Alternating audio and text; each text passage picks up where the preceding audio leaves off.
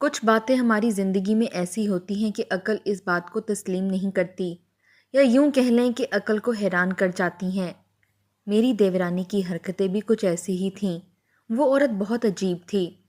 اس کا اصل روپ آج سب کے سامنے آیا تھا تو ہم لوگ اپنی سوجھ بوجھ ہی کھو بیٹھے تھے۔ یقین کرنا مشکل تھا کیسے کوئی عورت قبرستان میں جا کر مردے کے ساتھ۔ شادی کے بعد میں نے اپنے سسرال میں سب سے بنا کر رکھی تھی۔ میں گھر کی بڑی بہو تھی۔ میرے شوہر سے چھوٹا ایک دیور تھا اور سب سے چھوٹی ایک نند۔ بہت جلدی میں اپنے دھیمے مزاج سے اپنے سسرال والوں کا دل جیت چکی تھی۔ میری شادی کو 4 سال بیت گئے تھے۔ میرے پاس اللہ کا دیا سب کچھ تھا سوائے اولاد کے۔ 4 سال بعد میری ساس نے دیور کے لیے بھی لڑکی پسند کر لی۔ رمشا بہت خوبصورت اور معصوم سی دیکھنے والی لڑکی تھی۔ مجھے تو پہلی نظر میں ہی پسند آ گئی تھی۔ بڑی پیاری سی تھی، لیکن جو بات میں نے نوٹ کی وہ یہ تھی کہ جب ہم اس کا رشتہ دیکھنے اس کے گھر گئے اس وقت وہ بے حد نروس تھی۔ مجھے لگا جیسے وہ نارمل نہ ہو، اس کے ساتھ کوئی مسئلہ ہو، لیکن میری ساس کہنے لگی شرمیلی سی ہے۔ ویسے تو سب کچھ ٹھیک تھا، میں بھی مطمئن ہو گئی۔ میرے دیور شازل کو بھی رمشا بہت پسند تھی، لیکن شادی کی رات جب میں رمشا کو اپنے دیور کے کمرے میں بٹھانے گئی تو وہ بے حد نروس تھی۔ شادی کے موقع پر اکثر لڑکیاں گھبرا جایا کرتی ہیں، لیکن اس کی بدحواسی کچھ الگ سی تھی۔ وہ اس قدر بے چین تھی کہ جس کی کوئی حد نہیں۔ اس کی رنگت پھیکی سی پڑنے لگی تھی، ہاتھ برف کی مانند ٹھنڈے تھے۔ اس کا سانس قدرے بری طرح سے پھول رہا تھا کہ وہ ہانپ سی رہی تھی۔ چہرے پر جنوری کی اس جما دینے والی سردی میں بھی اس کی پیشانی پر پسینہ نمودار ہو رہا تھا۔ میں نے اسے کمرے کے بیڈ پر بٹھایا اور اس کے پاس بیٹھ گئی۔ میں نے کہا کیا بات ہے، تم ٹھیک تو ہو؟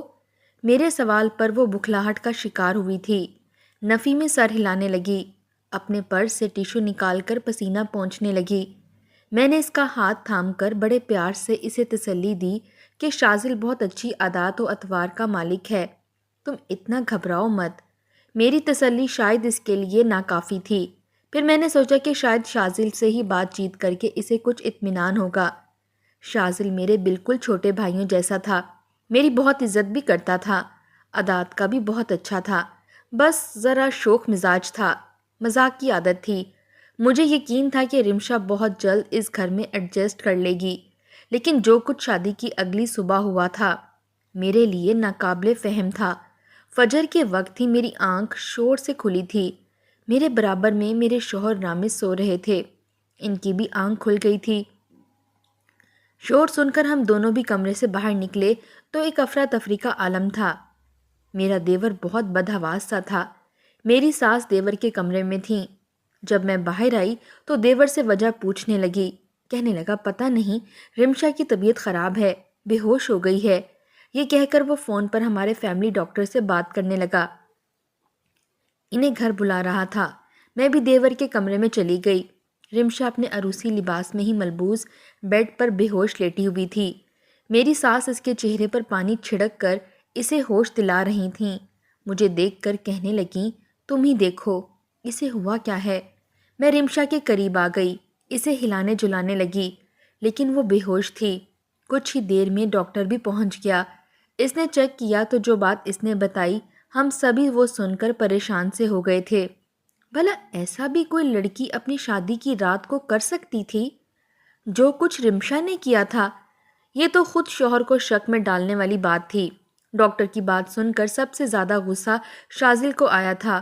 وہ میری ساس کے پاس آ کر کھڑا ہو گیا، کہنے لگا اماں یہ سب کیا تماشا ہے؟ بلائیں رمشا کے گھر والوں سے اور پوچھیں ان سے کہ ان کی بیٹی کی رضامندی نہیں تھی تو شادی انہوں نے کیوں کی تھی۔ بات ہی کچھ ایسی تھی، جو کچھ رمشا نے اپنی پہلی رات کر لیا تھا شوہر کو بدظن کرنے کے لیے کافی تھا۔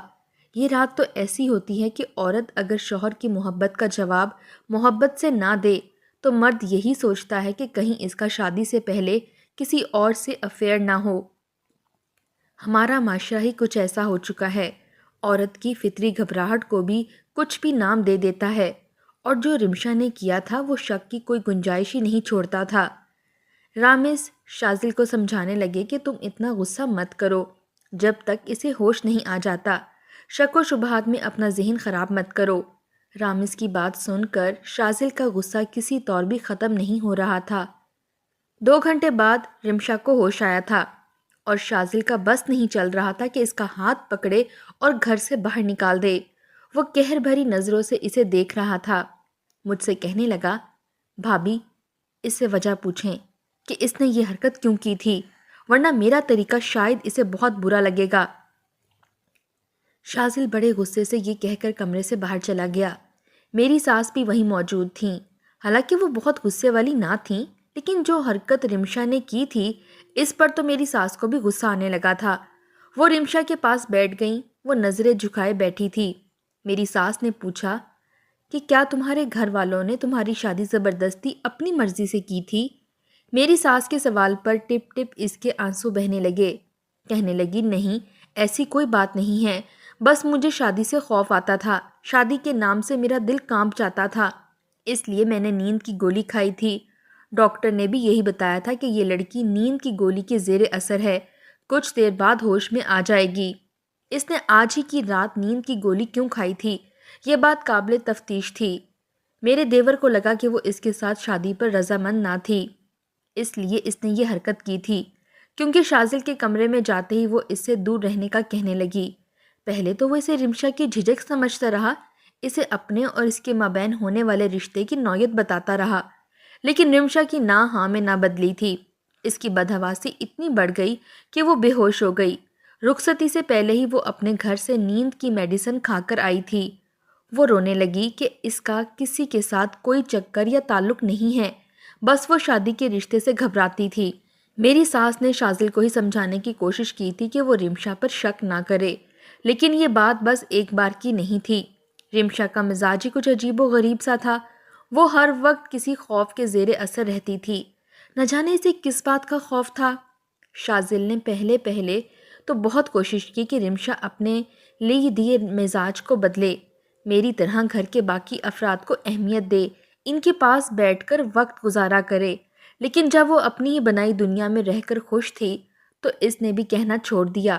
وہ کچن میں اپنے حصے کا کام کرتی اور اپنے کمرے میں چلی جاتی۔ بہت کم ہی وہ میری ساس یا چھوٹی نند کے ساتھ بیٹھتی۔ اس کے ہوتے ہوئے بھی ہم لوگوں کو یہی لگتا کہ جیسے وہ گھر میں موجود ہی نہیں ہے۔ اس کا زیادہ تر وقت اس کے کمرے میں ہی گزرتا تھا۔ چھوٹی نند نے بھی اس سے دوستی کرنا چاہی، لیکن اس نے اس سے بھی ٹھیک سے بات نہیں کی تھی، وہ بھی اس سے دور ہٹ گئی۔ شازل کے مزاج میں بھی ایک چڑچڑا پن آنے لگا تھا۔ ہمارے گھرانے میں بھی رشتوں کو نبھانے پر بہت فوقیت دی جاتی تھی، طلاق کا کوئی تصور نہ تھا، ورنہ شازل رمشا کے مزاج سے جس قدر تنگ آ چکا تھا شاید اسے چھوڑ ہی دیتا۔ چند ماہ شادی کو گزرے تھے کہ رمشا امید سے ہو گئی۔ ہمارے گھر یہ خبر بے تحاشا خوشی کا باعث تھی، کیونکہ میری شادی کو 4 سال ہو چکے تھے، لیکن مجھے ایسی خوشی نصیب نہیں ہوئی تھی۔ ہم سبھی بہت خوش تھے، شازل بھی بے حد خوش تھا، لیکن رمشا کا رویہ اور بھی عجیب ہونے لگا تھا۔ وہ مجھ سے تو یوں دور بھاگتی جیسے مجھے اچھوت ہو، میرے ہاتھ سے بنا کھانا نہیں کھاتی، میں اس کے پاس بیٹھنے لگتی تو وہ بدک کر پیچھے ہٹ جاتی۔ میں اس کی اس قسم کی حرکتوں کو سمجھ نہیں پا رہی تھی، لیکن ایک بار جو کچھ اس نے کیا اور مجھے کہا میرے دل کو چیر کر رکھ گیا تھا۔ جب اسے 7واں مہینہ چڑھا تو گود بھرائی کی رسم کے سارے انتظامات میں نے ہی کیے تھے۔ ہے تو یہ غلط رسم، لیکن ہمارے ہاں منائی جاتی ہے کہ حاملہ عورت کی گود میں باری باری سب پھل رکھتے ہیں۔ میں نے بھی چند سیب لیے اور رمشا کے پاس آنے لگی تاکہ اس کی گود میں پھل رکھ سکوں، لیکن وہ مجھ پر چلانے لگی، کہنے لگی، خدا کے لیے آپ کیوں میری گود اجاڑنا چاہتی ہیں؟ میرے قریب مت آنا، تم ایک بانجھ عورت ہو، تمہارا سایہ اگر مجھ پر پڑ گیا تو میرا بچہ مر جائے گا، مجھ سے دور رہو۔ یہ کہہ کر وہ بدحواس ہونے لگی، رونے لگی۔ اس وقت ہماری رشتہ دار عورتیں اور رمشا کا میکا بھی موجود تھا۔ سب کے سامنے مجھے یہ لگا جیسے میں کوئی کمزاد اور منحوس ہوں۔ اس نے تو مجھے بانجھ کہہ دیا تھا، حالانکہ ایسا تو کچھ بھی نہ تھا۔ میں اور رامز ہر طرح سے بالکل ٹھیک تھے، بس اولاد کا نہ ہونا اللہ کی مرضی تھا۔ یہ باتیں شاید میری برداشت سے باہر تھیں۔ میں روتے ہوئے اپنے کمرے میں چلی گئی۔ میری ساس نے رمشا کو خوب باتیں سنائیں کہ تم کس قسم کی دقیانوسی باتیں کر رہی ہو، لیکن وہ کسی کی سننے کو تیار ہی نہ تھی۔ اس کا مجھ سے کترانا اور پیچھے ہٹنا، میرے ہاتھ کی پکی ہوئی کوئی چیز نہ کھانا مجھے اب سمجھ میں آ رہا تھا۔ وہ مجھے کیوں اچھوت سمجھ رہی تھی؟ اسے لگ رہا تھا کہ میں بانجھ ہوں، اس لیے اگر میرا سایہ اس پر پڑ گیا تو وہ بھی بے اولاد رہ جائے گی۔ مجھے افسوس سے یہ کہنا پڑ رہا ہے کہ ہمارے معاشرے میں اب بھی ایسی باتوں کو سچ مانا جاتا ہے اور ان پر عمل بھی کیا جاتا ہے۔ حالانکہ جس روح نے دنیا میں آنا ہے وہ آ کر رہتی ہے۔ انسان اپنا رزق اور عمر ماں کے وجود سے لکھوا کر ہی دنیا میں آتا ہے۔ میں اس دن بہت روئی تھی، نہ میں اپنے کمرے سے باہر آئی اور نہ ہی میں نے کھانا کھایا۔ میری ساس نند میری منتیں کرتی رہیں، لیکن میرا رونا تھا کہ ختم ہی نہیں ہو رہا تھا۔ رمشا کی باتوں نے مجھے بہت دل برداشتہ کر دیا تھا۔ رات کو رامز بھی مجھے تسلیاں دیتے رہے کہ تم بھی کس کی باتوں کو سنجیدہ لے رہی ہو۔ شازل نے بھی رمشا کو اس بات پر ڈانٹا تھا، لیکن وہ اپنی مرضی کی مالک تھی، وہی کرتی تھی جو اسے ٹھیک لگتا تھا۔ میں اب خود ہی رمشا سے دور رہنے لگی تھی۔ میں جانتی تھی کہ وہ مجھے اپنے بچے کو بھی نہیں پکڑائے گی اور نہ ہی ہاتھ لگانے دے گی، اس لیے میں نے بھی اپنے دل کو سمجھا لیا تھا کہ رمشا کے بچے سے دور ہی رہوں گی۔ لیکن قسمت کو کچھ اور ہی منظور تھا۔ رمشا نے ایک بہت ہی پیاری بیٹی کو جنم دیا تھا۔ ایک دن بعد ہی وہ ہاسپٹل سے گھر واپس آ گئی تھی، لیکن میں اس کے کمرے میں نہیں گئی تھی اور نہ ہی اسے مبارکباد دی، نہ بچی کو اٹھایا۔ میں نہیں چاہتی تھی کہ وہ پھر سے مجھ پر شک کرے یا مجھے سب کے سامنے ذلیل کرے، لیکن رمشا صرف میرے ساتھ ہی نہیں، سب کے ساتھ ہی عجیب و غریب رویہ رکھتی تھی۔ اس نے اپنی بیٹی کسی کو بھی نہیں پکڑائی، نہ ساس کو اور نہ ہی نند کو۔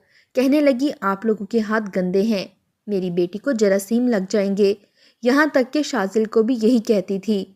ہم سبھی رمشا کو نفسیاتی مریضہ ہی سمجھتے تھے، لیکن چند دن بعد ہی ایک قیامت تھی جو ہم سب پر ٹوٹ پڑی تھی۔ رات کا نہ جانے کون سا پہر تھا جب رمشا کے رونے اور چلانے کی آواز سے میری آنکھ کھلی تھی۔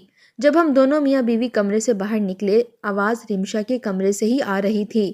اس آواز کو سن کر میری ساس اور نند بھی کمرے سے باہر نکل آئیں۔ ہم لوگ رمشا کے کمرے کے پاس گئے ہی تھے جب اجلت سے کمرے کا دروازہ کھلا تھا۔ سامنے شازل بدحواس سا گود میں اپنی بیٹی کو پکڑے کھڑا تھا۔ ان کی آنکھوں سے بھی آنسو بہہ رہے تھے۔ رامز شازل کے پاس پہنچ کر وجہ پوچھنے لگا۔ وہ کہنے لگا بھائی، میری بیٹی ہل جل نہیں رہی، یہ سن کر تو میری بھی جان نکل گئی تھی۔ رمشا بھی روتے ہوئے کمرے سے باہر نکل آئی۔ رامز اور شازل جلدی سے اس بچی کو ڈاکٹر کے پاس لے کر گئے۔ ہم پھر بھی رمشا کو تسلیاں دے رہے تھے، لیکن ہم سب کے ہوش اس وقت اڑے جب رامز اور شازل روتے ہوئے گھر میں داخل ہوئے تھے۔ شازل کی بیٹی مر چکی تھی۔ فیڈر پیتے وقت دودھ اس کی سانس کی نالی میں چلا گیا تھا، اس لیے وہ بچی فوراً سے اللہ کو پیاری ہو گئی۔ ہمارے گھر پر تو کہرام سا مچ گیا تھا۔ رمشا کی تو بہت بری حالت تھی، بار بار اسے غیشی کے دورے پڑ رہے تھے۔ ہم سب کو ہی بہت دکھ ہوا تھا، لیکن ایک ماں کا دکھ تو بہت بڑا ہوتا ہے۔ میں نے بھی ہر بات کو دل سے بھلا کر رمشا کو سنبھالا تھا۔ ہم سبھی غم سے نڈھال تھے، لیکن جب ننھی سی پری کو کفن پہنا کر اس کی میت کو لے جانے لگے تو ہر آنکھ ہی اشک بار تھی۔ لیکن مجھے حیرت رمشا کے رویے پر ہوئی تھی۔ اس نے اپنی بچی کو گود میں بھر لیا اور کمرے میں لے جا کر اپنا کمرہ لاک کر لیا۔ کہنے لگی میں اپنی بچی کو قبرستان کے حوالے نہیں کروں گی۔ ہم سب نے ہی کمرے کا دروازہ کھٹکھٹایا، لیکن رمشا نے دروازہ نہیں کھولا۔ رامز نے بھی کہا کہ وہ ماں ہے، اسے بہت گہرا صدمہ پہنچا ہے، ابھی اس بچی کو اس کے پاس رہنے دو۔ سب لوگ ہی واپس جا چکے تھے۔ رات بھر رمشا کے کمرے کا دروازہ نہیں کھلا تھا اور نہ ہی وہ کمرے سے باہر آئی تھی۔ شام کو جب وہ کمرے سے باہر نکلی تو بہت خوش تھی۔ ہم نے پوچھا کہ بچی کہاں ہے، تو کہنے لگی اسے میں نے خود جا کر دفنا دیا تھا۔ ہمیں اس کی عقل پر شک ہونے لگا تھا۔ ہم نے اس کا کمرہ دیکھا، بچی واقعی نہیں تھی۔ ہم سب حیران تھے کہ بچی گئی کہاں، کمرے میں صرف رمشا ہی تھی، اور وہ کب بچی کو باہر لے کر گئی تھی۔ رمشا کا رویہ، اس کی باتیں، اس کی حرکتیں، سب کچھ الگ تھا۔ ہماری عقل حیران تھی۔ یہ بات صرف ایک ہی دفعہ نہیں ہوئی تھی، بہت جلد ہی رمشا دوسری بار بھی حاملہ ہو گئی۔ دوسری بار بھی اسے بیٹی ہی ہوئی تھی، لیکن وہ بچی پیدا ہوتے ہی مر گئی تھی۔ رمشا کا رویہ اب بھی ویسا ہی تھا۔ اس بار بھی وہ بچی کو لے کر کمرے میں بند ہو گئی تھی۔ لیکن اس بار ہم سب کو یہ دیکھنا تھا کہ وہ بچی کا کرتی کیا ہے۔ میں نے ہی کمرے کے باہر سٹول رکھ کر اندر جھانک کر دیکھا، وہ کمرے میں نہیں تھی۔ رات کے 3 بجے کا وقت تھا، اس کے کمرے کی کھڑکی کھلی ہوئی تھی، شاید وہ کھڑکی سے باہر گئی تھی۔ میں نے جب یہ بات سب کو بتائی تو میرے دیور نے دھکے مار کر کمرے کا دروازہ کھولا تھا۔ کافی دیر ہم لوگ رمشا کا انتظار کرتے رہے۔ شاذل بے حد پریشان تھا، کہنے لگا میرا اب اس عورت کے ساتھ بالکل گزارا نہیں ہے، اس کی حرکتیں میری عقل کو حیران کر دیتی ہیں۔ بھلا یہ بھی کوئی بات ہے کہ منہ اٹھا کر یہ مردہ بچی کو نہ جانے کہاں لے جاتی ہے۔ ہم سبھی رمشا کی حرکتوں کی وجہ سے پریشان ہو کر رہ گئے تھے۔ کچھ دیر بعد وہ کھڑکی سے ہی کمرے میں واپس آئی تھی۔ ہم سب کو کمرے میں دیکھ کر حیران سی ہونے لگی۔ میرے دیور نے اس سے غصے سے پوچھا کہ وہ مردہ بچی کو کہاں لے کر گئی تھی، لیکن اس نے کوئی جواب نہیں دیا۔ لیکن اس کے چہرے پر بلاں کا اطمینان تھا، وہ کچھ نہیں بولی، اور یہ بات شاذل کے غصے کو بھڑکانے لگی تھی۔ وہ کہنے لگا اس عورت کو اس کے میکے بھیج دیں، میں اس کے ساتھ اب نہیں رہ سکتا۔ یہ کہہ کر وہ کمرے سے باہر نکل گیا۔ اس بات پر دیورانی کے چہرے پر فکر مندی اور پریشانی ہونی چاہیے تھی، لیکن ایسا کچھ نہیں تھا۔ اگلی صبح میری ساس بھی سوچ چکی تھی کہ دیورانی کو اس کے گھر بھجوا دیں گی، لیکن اس سے پہلے ہی اس کے میکے سے فون آ گیا کہ دیورانی کے والد کی طبیعت بہت خراب ہو گئی ہے، وہ ہاسپٹل میں ایڈمٹ ہیں، انہیں ہارٹ اٹیک ہوا تھا۔ یہ خبر ایسی تھی کہ ہم رمشا کو واپس میکے نہیں بھیج سکتے تھے، کیونکہ اس کے والد شاید یہ صدمہ برداشت نہ کر پاتے۔ اس لیے میری ساس نے شاذل کو بھی سمجھانے کی کوشش کی۔ انہی دنوں میری طبیعت بہت خراب رہنے لگی تھی، مجھے کچھ اچھا نہیں لگتا تھا، جو بھی کھاتی گھبراہٹ اور الٹی ہو جاتی۔ جب میں ڈاکٹر پر چیک اپ کروانے گئی تو جو خبر لیڈی ڈاکٹر نے مجھے سنائی، مجھے اپنے کانوں پر یقین نہیں آ رہا تھا۔ میری شادی کو 7 سال ہو چکے تھے، میں تو خود سے مایوس ہو چکی تھی۔ اس خبر نے تو سب کے چہرے پر ہی مسکان سی سجا دی تھی۔ رامز تو اتنے خوش تھے کہ مجھے پیر بھی زمین پر نہیں رکھنے دیتے تھے۔ سب خوش تھے، لیکن رمشا خوش نہیں تھی، ہر وقت مجھے گھور کر دیکھتی رہتی تھی۔ ایک بار تو اس نے تماشا ہی لگا کر رکھ دیا۔ میری ساس اور نند کہیں ضروری کام سے بازار گئی تھیں، کیونکہ میری نند کا بھی رشتہ پکا ہو چکا تھا۔ بس چند ماہ میں میری نند کی بھی شادی ہو جانی تھی۔ میں اپنے کمرے میں ہی تھی جب پوری قوت سے میرے کمرے کا دروازہ کھولا گیا تھا۔ سامنے رمشا اپنے جارحانہ انداز سے کھڑی تھی۔ پہلی بار مجھے اس سے خوف محسوس ہو رہا تھا۔ وہ میرے پاس آ کر کہنے لگی، تم نے اپنا منحوس سایہ مجھ پر ڈال دیا، میری دونوں بچیاں مر گئیں، تم نے ضرور میری بچیوں پر کوئی عمل کروایا تھا، تبھی جیسے ہی وہ مری تم امید سے ہو گئی، لیکن چھوڑوں گی میں تمہیں بھی نہیں۔ وہ یہ کہہ کر میرے پاس آ گئی اور میرا گلا دبانے لگی، کہنے لگی، تجھے میں جان سے مار ڈالوں گی۔ اسی اثنا میں میری ساس نند واپس آ گئیں، انہوں نے مجھے رمشا سے بچایا، اور اس بار میری ساس نے رمشا کے منہ پر تھپڑ مار دیا اور کہنے لگیں، نکلو کمرے سے باہر، تم نے ہماری زندگی اجیرن بنا کے رکھ دی ہے۔ میری ساس کی بات سن کر وہ کہنے لگی، یہ عورت میری بچیوں کو کھا گئی ہے۔ میں تو خود رمشا کے رویے پر حیران تھی کہ وہ کیوں ہر وقت مجھ پر الزام لگاتی رہتی ہے۔ رات کو جب شاذل کو ساری بات کا علم ہوا تو اس کا اور رمشا کا خوب جھگڑا ہوا۔ وہ بار بار مجھ پر اپنی بچیوں کے مرنے کا الزام لگا رہی تھی، حالانکہ میں نے تو انہیں ٹھیک سے دیکھا تک نہیں تھا۔ بہرحال اس جھگڑے کے بعد رمشا چپ سی ہو گئی تھی۔ وقت یوں ہی گزرنے لگا، میری نند کی بھی شادی ہو چکی تھی۔ اس کے چند ماہ بعد میں نے ایک بیٹے کو جنم دیا۔ اس دن سبھی بہت خوش تھے۔ مجھے بیٹا آپریشن سے ہوا تھا۔ چند دن بعد میں گھر آئی تھی۔ میرے بیٹے کو دیکھ کر رمشا بہت پھوٹ پھوٹ کر روئی تھی۔ میں اس کا شک دور نہیں کر سکتی تھی، لیکن وہ میرے بچے کو بڑی عجیب نظروں سے دیکھتی تھی۔ میرا بیٹا بھی 1 ماہ بعد مر گیا۔ میرے لیے یہ صدمہ بہت بڑا تھا۔ 7 سال بعد مجھے اولاد ہوئی تھی، لیکن وہ بھی میری قسمت میں نہ تھی۔ میرا رونا، تڑپنا، بلکنا تو سب کو سمجھ آتا تھا، لیکن رمشا بے تحاشا روئے جا رہی تھی، جیسے اس کا بچہ مرا ہو۔ اس کا دیوانہ پن ختم ہی نہیں ہوتا تھا۔ میت کے وقت اس نے میرے بیٹے کے ساتھ وہی کیا، اسے اٹھا کر اپنے کمرے میں لے گئی، لیکن اس بار میرے دیور نے اس سے بچہ چھین لیا اور اسے دفنایا۔ لیکن رمشا کی بے چینی اس وقت عروج پر تھی، وہ مچلے جا رہی تھی۔ اگلی صبح رمشا غائب ہو گئی تھی، نہ جانے کہاں چلی گئی تھی۔ کافی دن اسے ڈھونڈا لیکن وہ نہیں ملی۔ میں اپنے بچے کو روتی رہتی تھی۔ ایک بار میں نے اپنے شوہر سے کہا کہ مجھے میرے بیٹے کی قبر پر لے کر جائیں۔ وہ مجھے قبرستان لے گئے۔ وہاں ایک عورت ایک قبر کھودے بیٹھی نہ جانے کیا کر رہی تھی۔ میں نے اپنے بیٹے کی قبر پر فاتحہ پڑھی اور واپس جانے لگی، لیکن اس عورت کو دیکھ کر مجھے کچھ تشویش سی ہونے لگی۔ جب میں نے اس کے پاس جا کر دیکھا تو میرے ہوش اڑ گئے۔ وہ عورت میری دیورانی تھی، جو کسی چھوٹے بچے کی قبر پر بیٹھی اس بچے کو کاٹ کر اس کا کچا گوشت کھا رہی تھی۔ عجیب آدم خور عورت تھی۔ یہ دیکھ کر تو میری چیخیں ہی نکل گئیں۔ وہ مجھے دیکھ کر ہنسنے لگی، کہنے لگی، بڑے مزے کا لگتا ہے مجھے یہ گوشت۔ میں نے اپنی دونوں بیٹیوں کا خود گلا دبا کر مار ڈالا تھا، پھر یہاں لا کر انہیں کاٹ کر کھا لیا۔ تیرے بیٹے کے فیڈر میں بھی ذرا سا زہر ڈال دیا تھا، تم نے اسی فیڈر میں اپنے بیٹے کو دودھ پلایا تو وہ بھی مر گیا۔ میں نے اسے بھی کھا لیا۔ یہ بچہ بھی رات کو دفن کیا گیا تھا۔ یہ سب سن کر میرا سر چکرا گیا تھا۔ وہ پاگل اور ذہنی مریضہ تھی۔ میرے شوہر نے اسے جیل میں بند کروا دیا تھا۔ میں نے سنا تھا کہ مادہ سانپ اپنے بچے پیدا ہوتے ہی انہیں کھا جاتی ہے، لیکن ایک عورت کی اس صفاکی کو کبھی نہیں دیکھا تھا۔